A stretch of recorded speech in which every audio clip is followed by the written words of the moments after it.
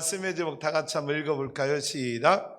성만찬의 은혜와 에피센터. 4주 전 기억나십니까? 9월 첫째 주 성만찬의 은혜라고 하는 말씀으로 존 웨슬리 목사님이 성만찬을 얼마나 중요하게 여겼던지 그의 일기에 부흥에 가서 여러분 성만찬 받은 수천자의 명단 이름을 다 수백 명 수천 명씩을 다 기록해 놓았다.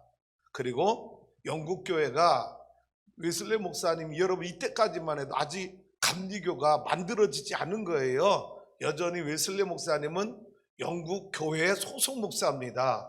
그런데 순회 목회를 했잖아요. 그러다 보니까 매 도시에서 웨슬리 목사님이 성만찬을 할 수 없잖아요. 왜? 다른 곳에 복음 전하러 갔으니까.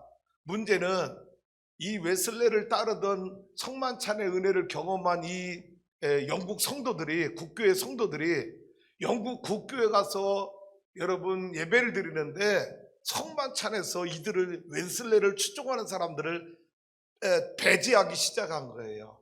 말씀드렸죠. 그래서 이들이 웨슬리와 지도자들에게 뭐라고 요청했어요?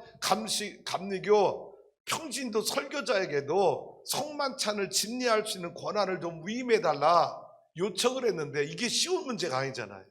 설교하는 건 평신도들에게 위임을 해줬는데 성만찬까지 여러분 이 권한을 위임해 주는 게 쉽지 않아서 웨슬리 목사님이 살아계실 때까지 이게 정리가 안 된 거예요.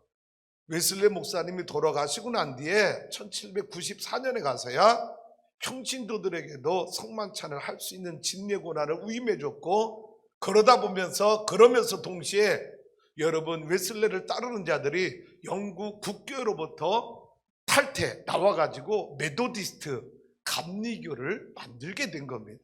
웨슬리 목사님 처음부터 감리교 만들 생각을 전혀 갖지 않으셨어요. 그래서 웨슬리 목사님은 여러분 이 성만찬을 성도들이 지속적으로 말씀을 들어야 영적인 경건을 유지하는 것처럼 지속적으로 성만찬에 참여해야 영적인 경건을 유지할 수 있다. 그래서 얼마나 성만찬을 중요하게 여겼는지 모릅니다.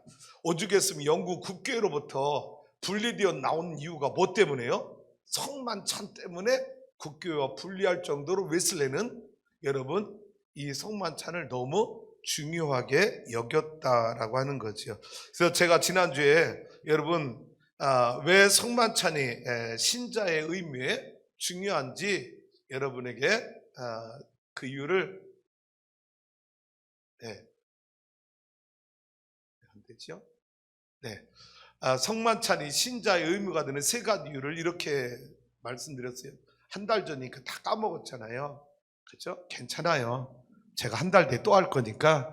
첫 번째는요, 그리스도의 명령이므로. 그리스도의 명령이기 때문에 성만찬은 신자가 당연히 받아야 될, 또 교회가 행해야 될 의무다라고 말했죠. 두 번째는요, 성만찬을 행함으로 얻는 은사가 너무 크기 때문인데 성만찬을 통해서 어떤 은혜를 우리가 은사를 경험하게 되느냐?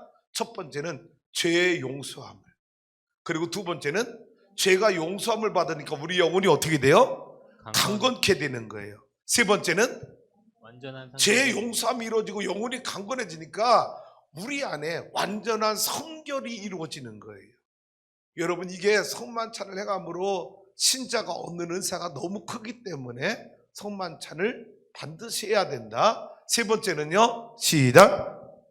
성찬은 기도와 말씀과 함께 은혜의 방편이기 때문에. 네, 3대 은혜의 방편, 기도 생활, 말씀 생활, 그리고 성찬에 참여하는 것. 이것이 웨슬리 목사님은요, 우리 성도들이 3대 은혜 받는 방편, 기도, 말씀, 성찬 예식이라고 할 정도로 웨슬리 목사님은 성만찬을 너무 중요하게 여겼다라고 하는 것입니다. 자, 그래서 성만찬은 감리교인들의 영성 생활에 중대하고 필수적인 요소가 될 수밖에 없었고, 초기에 웨슬리를 따르는 이 감리교인들은 여러분 열정적인 성만찬주의자들이라고 할 정도로 성만찬을 그렇게 사모했다고 하는 것입니다. 자, 그러면 이제 우리가 매달 첫째 주에 행했던 이 성만찬 예식이 웨슬레 목사님은 신학적으로 어떻게 정립해서 우리에게 가르쳐 줬는지, 웨슬레 목사님 그리고 동생 찰스 웨슬레 목사님은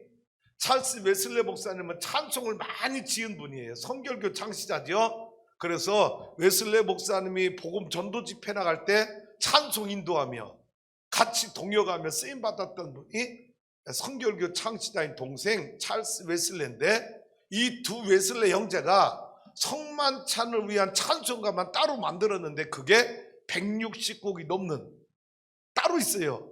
웨슬레가 두 형제 웨슬레가 지은 성만찬 찬송곡이 따로가 있는데, 여러분 그 성만찬 찬송곡에서 성만찬을 해야 되는 신학적 이유를 7가지로 기록해 놓았는데, 오늘 7가지 다 하려면 성만찬 이식도 해야 되니까 시간이 모자라서 오늘은 1, 2, 3, 3가지만 여러분에게 말씀을 드리고, 나머지 4가지는 다음에 성만찬 예배 드릴 때 또 여러분에게 이어서 전하도록 하겠습니다. 자, 웨슬리 형제가 성만찬 찬송곡에 찬송집에 감리교 성만찬 신학 7가지를 표현해 놨는데, 자, 감리교의 성만찬 신학 7가지 첫 번째입니다. 시작. 성만찬은 그리스도의 고난과 죽으심을 기념하는 표적과 인증이다. 자, 이 성만찬 예식 그 자체는, 예수님이 제정해 주신 이 성만찬은 뭐냐? 그리스도의 고난과 죽으심을 기념하는 표적과 인증이 된다라는 거죠. 이게 첫 번째 신학적 입장입니다. 성만찬은 그리스도의 고난과 죽으심을 기념하는 표적과 인증이다라는 거예요. 더 설명 필요해요? 필요 없잖아요. 예수님이 십자가에 죽기 전에 최후의 만찬 석상에서 제자들에게 이 성만찬을 제정해 주신 거예요.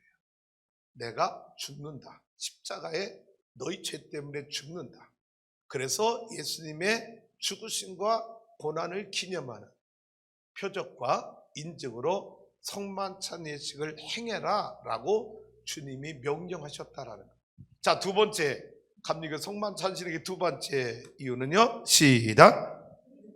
대속적 희생의 표적과 인증이다. 다시 한 번 더, 시작. 그리스도의 대속적 희생의 표적과 인증이다. 설명 필요해요? 성만찬이 뭐냐? 예수님이 나 같은 더러운 죄인의 죄를 대속해 주시기 위해서 희생한, 십자가에서 희생하신 표적과 인증이 바로 성만찬 예식이다. 그리스도의 대속적 희생의 표적과 인증. 자, 여기는 어떻게 보면 여러분 성경의 교리적인 것을 신학적으로 표현하는 거예요. 그래서 더 이상 제가 여러분에게 설명이 필요 없는 부분입니다. 자, 그런데 중요한 건 이 세 번째 단락이라는 겁니다. 자, 세 번째가 뭔가 한번 읽어볼까요? 시작. 그리스도가 실제로 임재하는 영적 사건이다. 자, 1번, 2번은요, 여러분 성경 가지고 예수님의 말씀을 가지고 신학적으로 정리하기 쉬운 부분. 예수님의 성만찬이 뭐냐? 예수님의 고난과 죽으심을 기념하는 표적과 인증이고, 예수님이 십자가에서 왜 죽었느냐? 나와 여러분의 죄를 대속해 주시기 위해서 죽으시면서 행하신 성만찬이기 때문에, 그래서 표적과 인증이 되는 것. 근데 세 번째는 여러분 여기에서 많은 논쟁이 생기기 시작하는 거예요. 종교 개혁자들 가운데 그런데 웨슬레 목사님은 이 성만찬을 뭐라고 설명을 해줬느냐? 그리스도가 실제로 내 안에 들어오는, 임재하시는 영적 사건이다라고 웨슬레는 규정을 했어요. 잘 들어보세요. 실제로 임재한다. 리얼 프레센스. 예수님이 내가 성만찬을 받을 때 내 몸 안에 예수님의 몸이 실제적으로 임재하는 사건이다라고 웨슬레 목사님은 성만찬에 대해서 그렇게 설명을 해주셨어요. 다른 여러분 이 웨슬리 목사님의 임재설을 여러분 따라서 해볼까요? 임재설. 성만찬을 주장하는 중요한 포인트 가운데 하나가, 신학 사상 가운데 하나가 임재설. 실제 임재한다. 리얼 프레센스. 또 여러분 다른 신학자들은 아니야, 무슨 성만찬이 그렇게까지 예수가 내 몸 안에 들어오시는 사건이야. 상징적인 거야. 상징적 의미야. 상징설을 주장하는 사람.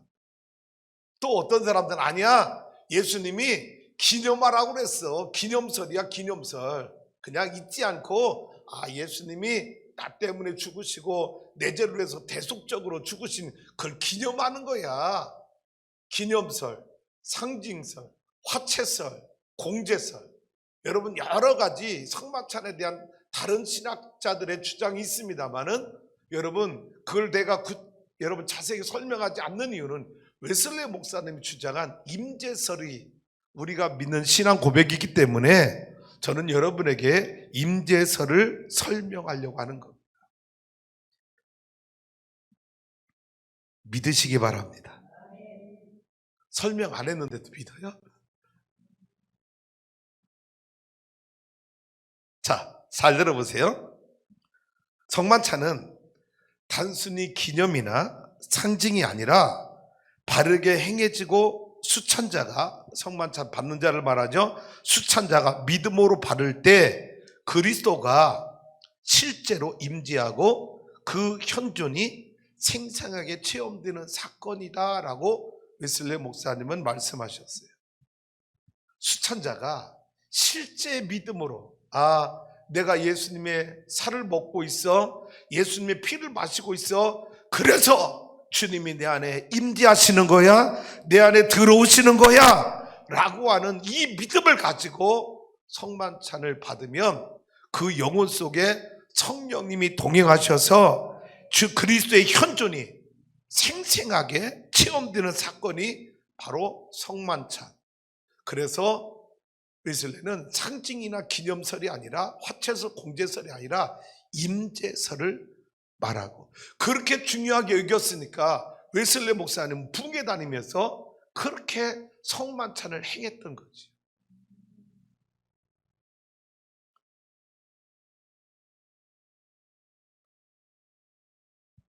화채설, 공제설, 상지설, 기념설 이런 것이 아닌 실제로, 영적으로 실제로 의미하는, 임재하는, 그리스도의 몸을 생생하게 체험하는 진정한 임재, 스루 프레센스, 진정한 임재가 임하는 순간이 바로 성만찬이다 라고 말씀하셨어요. 놀라운 건 그의 아버지 목사였잖아요. 수산나. 웨슬리 목사님 아버지 수산나 웨슬리도 이 아들 웨슬리의 이 성만찬에 대해서 뭐라고 편지를 보냈느냐? 성찬에서 그리스도가 실제로 임재한다는 것은 올바른 견해이다. 우리는 성찬에서 표정만이 아니라 실제로 그리스도의 몸과 피를 받는다. 그리고 이 은혜의 역사는 신비로 가득하다 라고 아들 웨슬리에게 아버지 수산나 웨슬리가 편지로 아들 웨슬리 목사님의 성만찬 신학에 똑같이 동의하는, 나도 너하고 똑같은 생각을 가지고 있어 라고 이 편지를 아들에게 보내게 되었습니다. 자, 이 편지를 받은 아들 웨슬리 목사가 아버지에게 뭐라고 답장을 드렸냐면은, 성찬에서 그분의 신성이 우리와 연합합니다. 여러분 잘 들어보세요. 성만찬 할 때, 성만찬 분급을 우리가 받고 참여할 때 그분의 신성, 예수님의 신성이 우리의 영혼과 연합하는 것입니다. 여러분 이게 상징설, 기념설 가지고 되겠어요? 그래서 웨슬리는 임재설, 리얼 프레센스, 임재설을 주장하게 된 것입니다. 그분의 신성이 우리 안에 연합하는 것입니다. 나는 성찬에서 그리스도가 실제로 임재하는 것을 믿습니다. 또 성찬에서 그리스도와 우리의 연합은 아주 신비로운 것입니다 라고 아버지 편지에 아들 웨슬레는 이렇게 답장을 보냈다라고 하는 것입니다. 그래서 웨슬레 목사님은 성만찬 신학 세 번째 중요한 건 뭐냐? 그리스도가 실제로 임재하는 영적 사건이다 라고 말한 거예요. 자, 그러면 이제 그동안 매월 첫째 주에 성만찬 예식에 참여했던 나와 여러분은 이 성만찬 예식을 어떻게 생각하고 참여했나라고 우리를 한번 되돌아봤으면 좋겠어요. 어떤 성도님은 상징적 의미야, 그죠? 어떤 분은 기념하라고 그랬어. 그냥 성만찬에 참여하는 건 2000년 전에 십자가에 죽으시고 대속하신 주님을 기념하는 그냥 그런 예식이야 라고 생각하고 성만찬에 참여한 성도들이 있었을 것입니다. 그러나 오늘 이후로는 우리 메토디스트 감리교인들은 성만찬을 참여할 때 어떤 믿음을 가지고 참여하라? 주님이 내 안에 임재하신다. 리얼 프레센스, 실제로 찾아오신다. 어떻게? 성령님이 내 안에 그리스도의 몸이 임하도록 성령님의 도우심으로 영적 신비적 사건을 내가 체험하게 된다고 하는 이 믿음의 고백이 나와 여러분에 있어지기를 주님의 이름으로 축복합니다.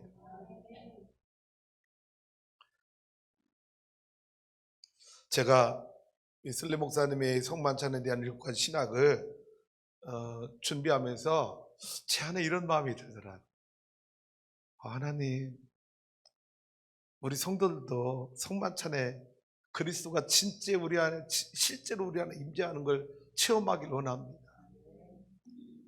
그러면서 주님, 나 이거 성만찬 매주 했으면 좋겠는데요. 매주.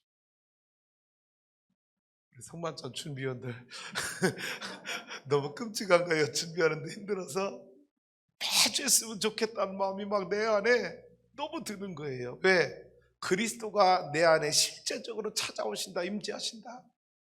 이게 성만찬이다. 그러면 여러분, 어떤 설교보다도 어떤 간증보다도 여러분 이 성만찬 자체가 우리에게 주는 은혜가 훨씬 더 크지 않겠어요? 그래서 오늘 10월 달이니까 금년도 몇 개월 남았어요? 3달 남았지. 왜 2달이야? 여러분 달력에 12월 달은 없어? 여러분 이 3달 동안 매주 성만찬 예식을 거행하면서 나와 여러분이 이것도 훈련인 것 같아요. 주님이 내 안에 임재하신다. 주님이 내 안에 들어오신다. 주님이 실제적으로 내 안에 찾아오신다. 여러분 이런 영적인 신비를 성만찬 예식을 통해서 우리가 체험해 봤으면 좋겠다. 그러면 큰일 날 사람 많이 계신가요? 왜? 주님이 내 안에 들어오시면 안 돼. 나 변화되기 싫어. 나 지금 적당히 예수 믿고 싶지. 주님이 내 안에 들어오시면 주님이 나를 변화시킬 거 아니야, 바꿔놓을 거 아니야, 걱정돼가지고.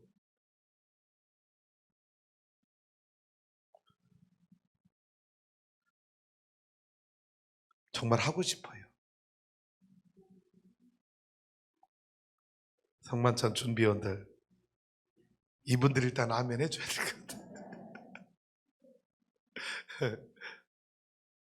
자, 나머지 4가지는 다음에 전할 텐데 제목만 한번 읽어봐요. 4번째는요, 시작. 성만찬은 실제적 은혜의 방편이다. 5번째는 희생제사이다. 6번째는 천국의 축복을 미리 맛보는 종말론적 잔치이다. 저는요 이 6번째 그렇게 마음에 들어요. 성만찬이 뭐냐? 천국의 축복을 미리 맛보는 종말론적 잔치다. 내가 그렇게 먹었던 주님의 살, 주님의 피, 그래서 주님이 내 안에 리얼 프레센스 실제적으로 임재해. 여러분 이 체험을 우리는요 천국 가기 전에 지상에서 미리 맛보는 거예요. 천국 잔치가 뭐예요? 내가 그 주님을 실제로 보는 거 아니에요. 나를 위해 십자가에 죽으시고 피 흘리신 주님을 천국 가서 직접 그분을 만나고 그분과 함께 사는 거, 이게 천국 잔치잖아요. 근데 성만찬이 뭐라고요? 이 천국의 축복을 미리 맛보는 종말론적 잔치라고 합니다. 7번째는요, 복음 전도적 예식이 바로 성만찬이다 라고 웨슬리 목사님, 이 형제들은 성만찬에 대해서 감리교 신학을 7가지로 정리해 놓았습니다. 그래서 이 4가지는 다음에 여러분에게 성만찬을 행할 때 또 함께 나누길 원하는데, 제가 오늘 여러분에게 전하고 싶은 중요한 포인트는 바로 3번째, 그리스도가 실제로 임재하는 영적 사건이다. 성만찬을 받는 분들의 몇 가지 태도에 대해서 좀 잠깐 나누고 싶습니다. 어떤 분은, 사실 천주교 사제들은 제가 알기로는 이 수찬을 받는 자들에게 사제가 직접 다 입에다 떡을 넣어주죠. 제가 알기로는 그렇게 알고 있어요. 근데 우리 개신교에서는 여러 가지 변형된 그런 성만찬 예식이 여러 가지 유형들이 있는데, 여러분이 일단 떡을 받을 때 통일했으면 좋겠어요. 자, 어떻게 받았으면 좋겠냐면은 그냥 주세요 이렇게 하지 말고요. 자, 오른손을, 여러분 줄은 이제 왼손잡이가 많죠? 오른손잡이가 많죠? 왼손을 밑에다 놓고 오른손을 얹어서, 왜냐하면 오른손이 쓰기가 용이하니까, 그래서 받아서 먹고 그 다음에 잔을 받아서 드시고. 자, 떡을 받을 때 한 손으로 이렇게 받지 말고 가급적이면 2손을 포개어서 정성된 마음으로 받았으면 좋겠다 라는 거. 이거는 신학이 아닙니다. 신학이 아니에요. 그리고 어떤 분은 그러면 입에다 넣은 이 빵을, 떡을 어떻게 먹어야 되냐. 어떤 분은 그냥 오물오물 그냥 다 녹을 때까지 기다려야 된다. 아니면 어떤 분은 그냥 이렇게 씹어서 삼켜도 된다. 여러분, 이거는 신학이 전혀 아닙니다. 그냥 여러분이 편한 대로 드셔요.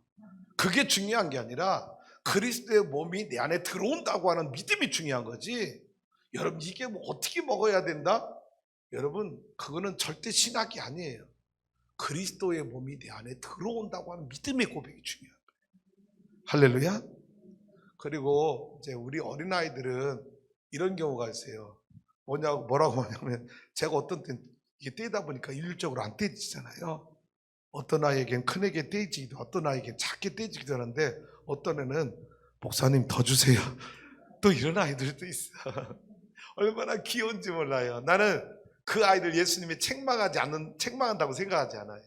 어린아이잖아요. 그죠? 성만찬에 대한 충분한 이해가, 신앙적 여러분 이해가 그들에게는 없는 거예요. 그걸 가지고 나무라지 마세요. 단 부모들이 집에서 가르쳐 주세요. 그죠? 얘야, 성만찬은 이런 의미가 있고 이런 뜻이 있으니 내가 성만찬 받을 때 이렇게 받았으면 좋겠다. 부모들이 가정에서 성만찬을 어떻게 받아야 되는지 저한테 배운 것을 여러분이 자녀들에게 양육해 주시길 바랍니다. 할렐루야. 그래서 성만찬에 참여하는 우리 아이들이 뭐 크다 작다 이것 가지고 더 달라고 그런 일이 없도록 여러분이 가정에서 자녀들 성만찬 교육을 잘 시켜주면 되지 않겠는가. 자, 여기까지 성만찬의 은혜를 마치고요. 자, 오늘 성만찬이 거행된 장소가 어딘지 아세요? 오늘 본문 말씀 가보길 원합니다. 어딘가 한번 찾아보세요. 사복음서 이 성만찬, 최후의 만찬이 다 이루어졌어요. 그런데 장소를 가르쳐주고 있나 안 가르쳐, 잘 보세요. 시작. 무교절의 첫날에 제자들이 예수께 나와서 이르되 유월절 음식 잡수실 것을 우리가 어디서 준비하기를 원하시나이까? 이르시되 성한 아무에게 가서 이르되 선생님 말씀이 내 때가 가까이 왔으니 내 제자들과 함께 유월절을 내 집에서 지키겠다 하시더라 하라 하시니. 여러분 어디 가서 유월절을 준비하라고 주님 말해요? 어디 가서? 아니 말씀 보고 얘기하세요. 어디 가서? 성아 너 누구에게 가서? 아니 여러분 예수님 말씀하신 거예요. 주님 우리가 어디서 성만 유월절 잔치 준비하지요?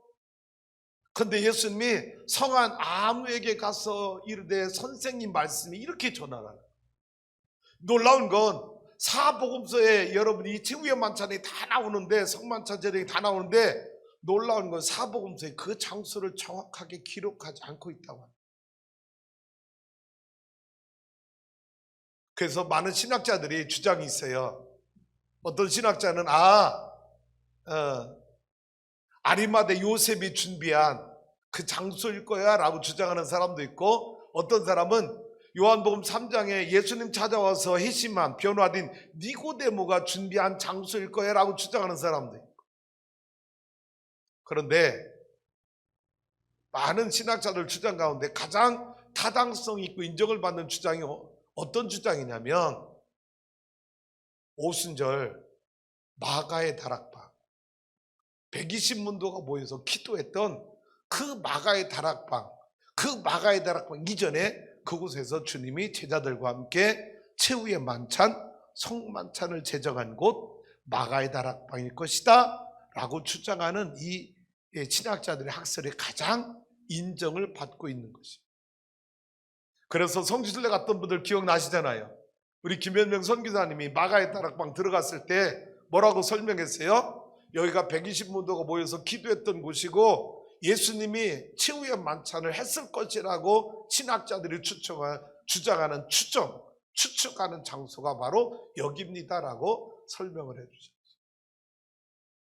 저도 아리마대 요셉이나 니고데모가 준비한 그 장소가 아니라 바로 120문들이 모여서 기도하기 전에 예수님이 최후의 만찬을 행하셨던 성만찬을 제정하셨던 제자들의 발을 씻어주셨던 이곳이 이 마가의 다락방이 바로 예루살렘 유월절을 준비한 곳이다라고 하는 것에 저도 신학적 동의를 하고 있습니다. 그런데 왜 제가 이 장소를 여러분에게 물어보는 것일까요? 예수님 왜 이 장소를 공개하지 않았을까요? 왜 복음서 쓴 기자들이 이 장소를, 중요한 장소를 기록하지 않았을까요?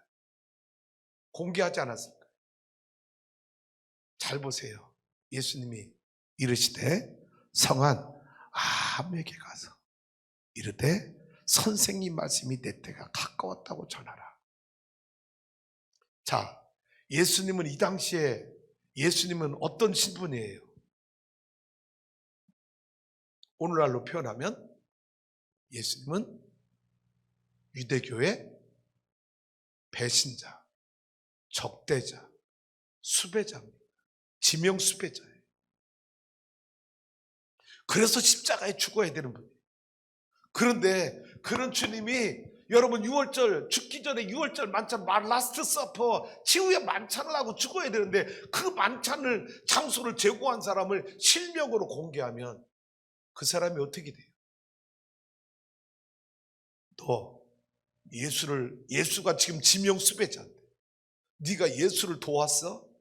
그 사람도 죽음의 위험에 이를 수 있는 곤경에 처할 수 있기 때문에 여러분 예수님은 이 장소를 공개하길 원하지 않았고 복음서 기자들은 이 성만찬 장소를 제공한 사람의 이름이나 장소를 공개하기를 꺼렸기 때문에 사복음서에 이 장소가 기록되어 있지 않다라는 거예요.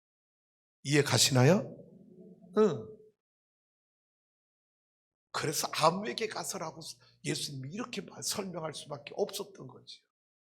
그런데 놀라운 건 이곳이 이 성만찬을 제정하고 최후의 만찬을 하고 제자들의 발을 씻어준 이곳이 뭐의 진원지가 되었느냐? 120문도가 기도한 오순절 마가의 다락방의 영적 진원지가 되었고 이 진원지가 뭐가 되었어요? 예루살렘 교회 초대교회가 탄생하는 영적 진원지가 바로 예수님이 행하셨던 여러분 유월절 최후의 만찬 성만찬 제정한 곳 그곳이 120문도가 기도하였던 곳, 그곳에 성령 강림이 일어나서 예루살렘 교회 초대교회가 탄생한 영적 진원지 에피센트레가 바로 오늘 예수님이 성만찬을 나누신 그곳이었다라는 것이지.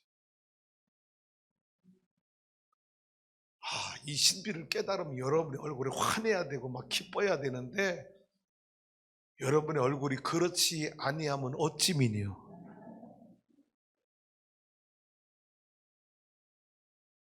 코로나입니다.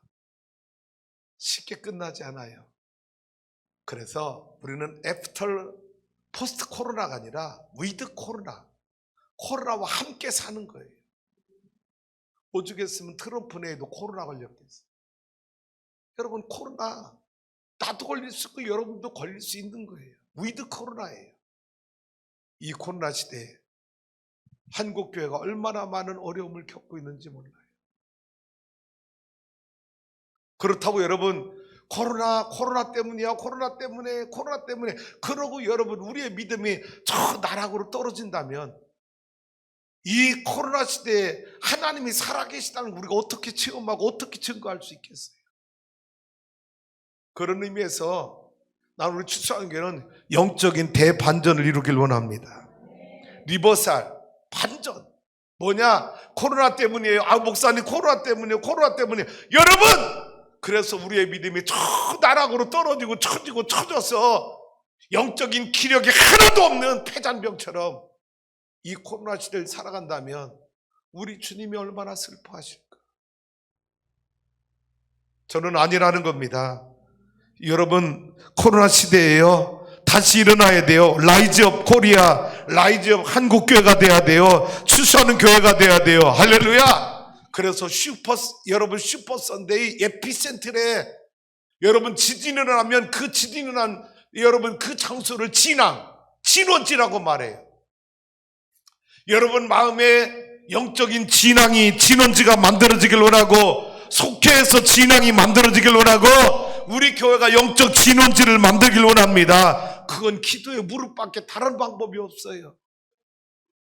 우리가 기도하고 무릎 꿇고 기도하면요 하나님이 역사하십니다. 성령님이 역사하십니다. 에피센트를 통하여 하나님이 거룩한 역사. 그래서 코로나 시대도 부흥하는 교회, 코로나 시대도 하나님이 살아계시다고 증거하는 교회. 하나님 우리 교회가 이런 교회 되길 원하셔요.